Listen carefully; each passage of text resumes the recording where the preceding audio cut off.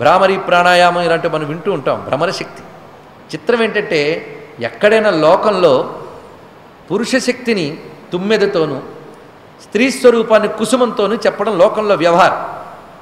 అందులో స్త్రీ సౌందర్యము, మనస్సు, ప్రేమ వీటిని ఆ ప్రియమైనటువంటి పురుషుడు ఆస్వాదిస్తాడు అనే ఉద్దేశంతో స్త్రీని కుసుమంతోనూ పురుషుడిని తుమ్మెదతోనూ పోలుస్తారు. లోకంలో ఎక్కడైనా సహజం. కానీ ఇక్కడ చిత్రం ఏంటంటే శివుడు కుసుమము, అమ్మ తుమ్మిద. ఇది ఒక చిత్రమైనటువంటి మాట. శివుడు మల్లికార్జునుడు. ఏమిటయ్యా మల్లికార్జునుడు అంటే అర్జున వృక్షం అంటే మద్ది చెట్టు. అక్కడ ఒక మద్ది శిలాజం ఉందండి. శివుడు మొట్టమొదట ఆ రూపంతో వచ్చేట. అందుకే వృక్షాణం పతయే నమః. అందుకు మద్ది చెట్టు రూపంతో వచ్చాడు. తెల్లని మద్ది చెట్టు, అందుకే అర్జున వృక్షము. అది శిలాజ రూపంతో ఆ రూపంతో వచ్చి అదే లింగముగా గోచరించింది. అందుకే వృక్షరూపుడుగా ఉన్నాడు అక్కడ. ఇదే కాకుండా మల్లికార్జున శబ్దానికి మరొక అర్థం ఉన్నది. అర్జున అంటే తెలుపు అని అర్థం. ఇది లోకంలో సహజం. అందుకే అర్జున శబ్దం ఇంద్రుడికి అర్జునుడికి కూడా ఉన్నది. ఆ మాటకు వస్తే పాండవుల పేర్లని శివుడి పేర్లండి. ఇది ఆలోచించితే గోచరం అవుతుంది. అంతేకాదా వాళ్ళకు పుట్టిన సంతానం బభ్రువాహనుడు, వీళ్ళందరూ శివుడి పేర్లే. ఆలోచించండి. బభ్రు అంటే వృషభం, వృషభవాహనుడు. అలాగే భీముడు, భీమాయచ, ఉగ్రాయచ, భీమాయచ, వెతకండి అన్నీ.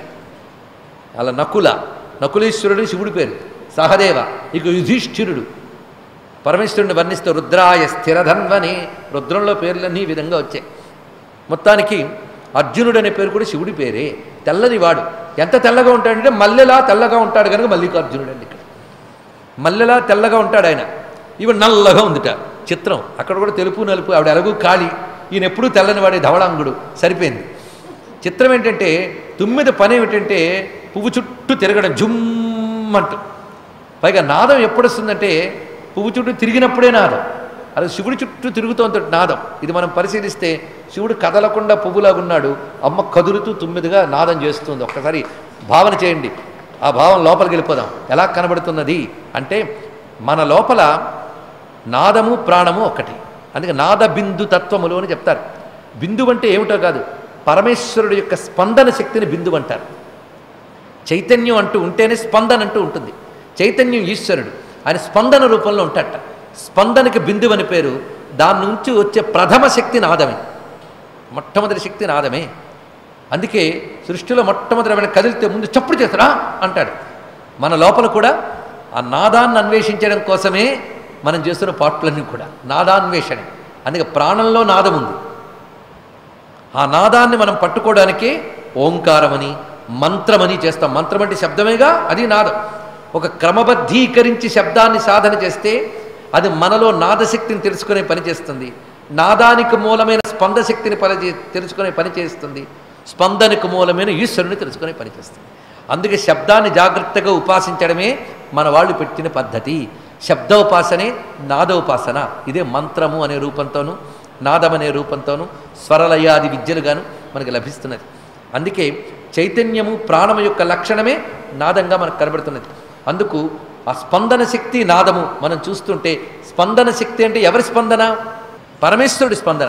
పరమేశ్వరుడి యొక్క స్పంద శక్తి అంటే శివశక్తి యొక్క బిందువు. అది దాని చుట్టూ తిరుగుతోంది ఈ నాదం. ఇది ఎలాంటిదంటే ఒక దీపం వెలిగిస్తే దాని చుట్టూ కాంతి వలయం ఉంటుంది. ఆ కాంతి వలయం ఎక్కడో తయారయ్యి దీపం దగ్గరికి వచ్చిందా? దీపం నుంచే కాంతి వలయం వచ్చింది. దీపాన్ని చుట్టూ ఉంది. అలాగా శివుడనే మల్లె చుట్టూ ఆయన నుంచి ఉత్పన్నమయ్యే నాదమే తిరుగుతోంది. ఇది తెలుసుకోవాలి. ఆ తిరుగుతున్న నాదశక్తి భ్రామరి, దానికి మూలమైనటువంటి శక్తి పరమేశ్వరుడు. అది చూపిస్తున్నాడు ఇక్కడ. పైగా సుగంధిం పుష్టివర్ధనం అని చెప్పినట్లు అసలు సుగంధం అంతా ఆయనలోనూ ఉందండి. అనంత కళ్యాణ గుణములతో సుగంధంగా మల్లె కుసుమంలా ఉన్నాడు.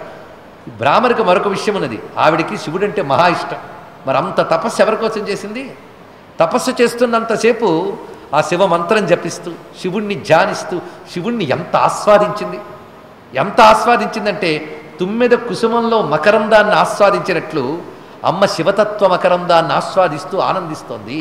అందుకు ఆ శివజ్ఞానానందాన్ని తాను అనుభవిస్తూ ఆ నాదంతో ఆ పరమేశ్వరుడు చుట్టూ తిరుగుతోంది. ఆ నాదం ఆయనదే. ఆయన నుంచి వచ్చిన శక్తి ఆయన్నే ఆస్వాదిస్తుంది. ఇంత తత్వము మల్లికార్జున భ్రామరి అనే పేరులో మనకు కనబడుతున్నది కనుక భ్రమరాంబ మల్లికార్జున స్వామి వారికి నమస్కారం.